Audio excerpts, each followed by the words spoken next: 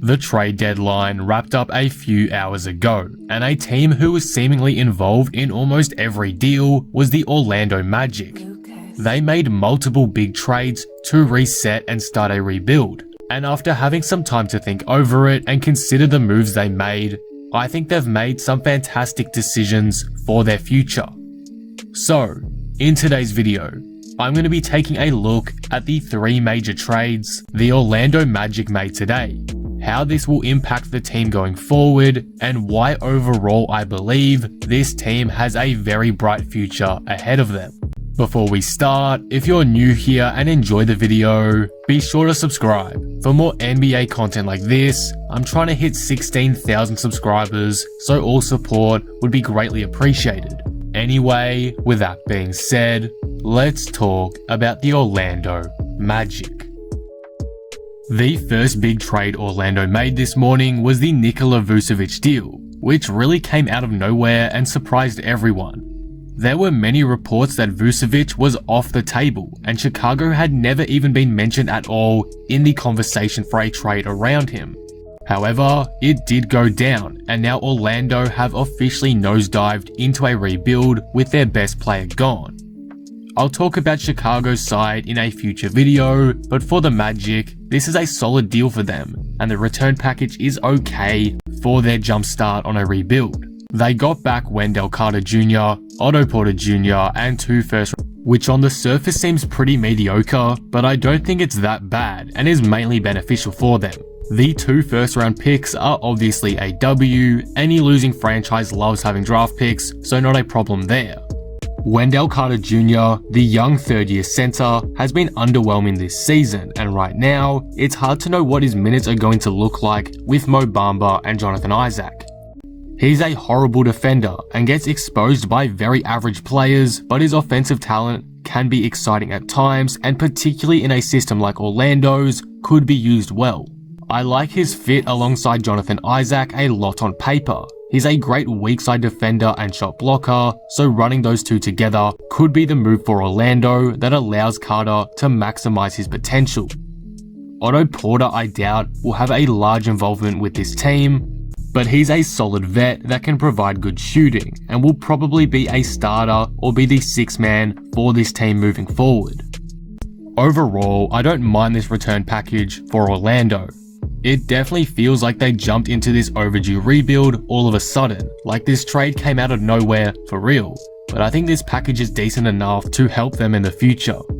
Carter's got potential, they can make it work, so we'll have to wait and see, but it's not a bad deal at all on first glance for them. If I had to give it a grade, I'm sitting at a B right now, but let me know if you agree or disagree down below. On to the second trade. This one revolved around Evan Fournier, who's been sent to Boston for 2 first-round picks only.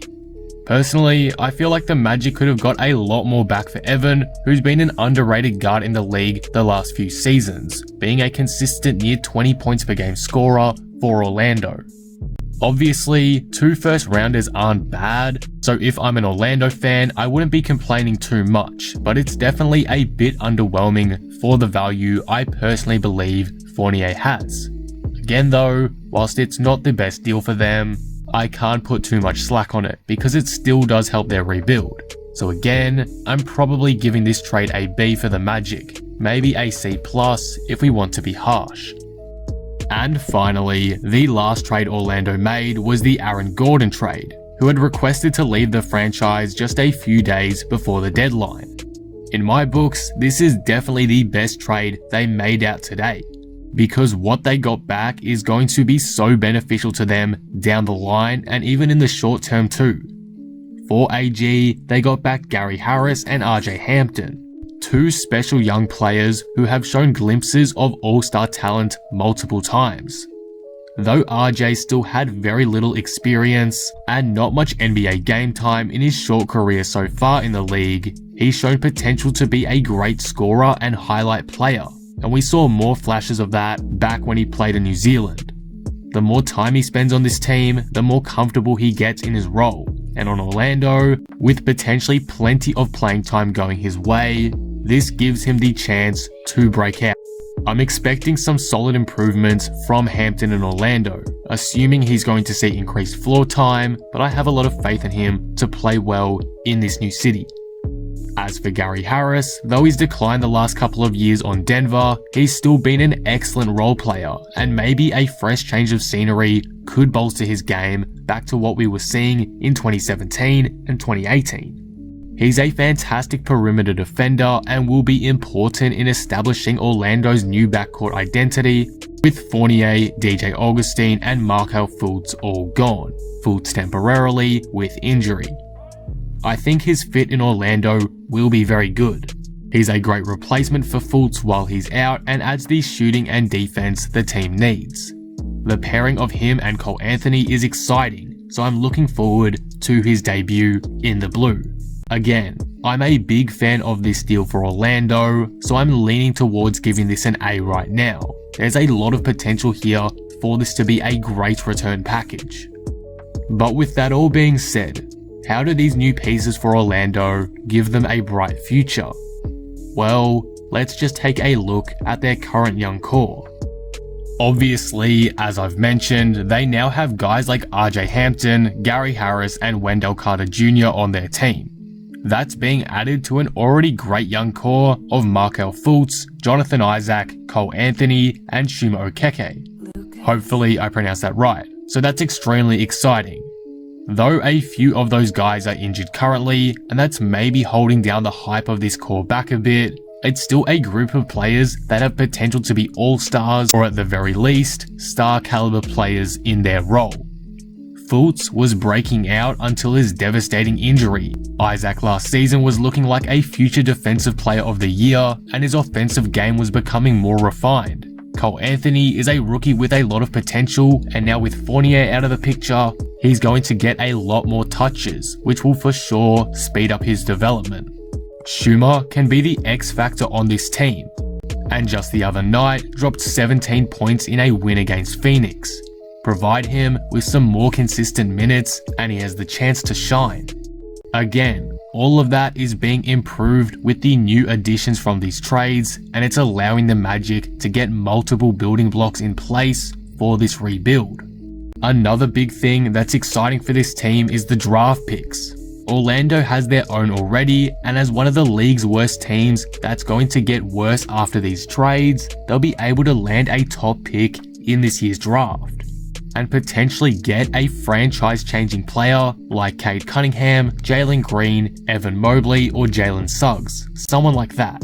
If that doesn't scream bright future, I don't know what does. Everything is aligning for the Magic. To me, they've started off this rebuild in great fashion. Overall, the Orlando Magic have an incredibly bright future. I don't want to go too crazy with this team because it's obviously not a playoff threat or anything near a contender in upcoming seasons, but this is a fantastic starting point. Once fully healthy, the young core of this team will be one of the more underrated ones in the league, and presuming they land a top 5 pick or so in this year's upcoming draft, Orlando will have another potential star in their grasp. The biggest thing here though for Orlando is that they now have a sense of direction. In the past, that wasn't the case. They were meddling in no man's land for so long, being mediocre consistently, so to finally hit reset and try build the team from the ground up again is smart. They've got the pieces to do so, which makes me confident that the team's future will only be gloomy in the short term. Looking down the track, this team can definitely find itself back into the playoff picture in a few seasons from now, if it can get fully healthy of course. So it's why I'm making this video today. Maybe I'm being too optimistic, but right now, the future is looking bright in Orlando, and I cannot wait to see where they go from here. And that will conclude the video. What do you guys think of this? How good are the Orlando Magic to you? What do you think of their trades, and what do you think the future holds for them? Let me know all your thoughts down in the comments below. If you enjoyed the video, be sure to drop it a like and subscribe. But with that being said, I am out. Peace.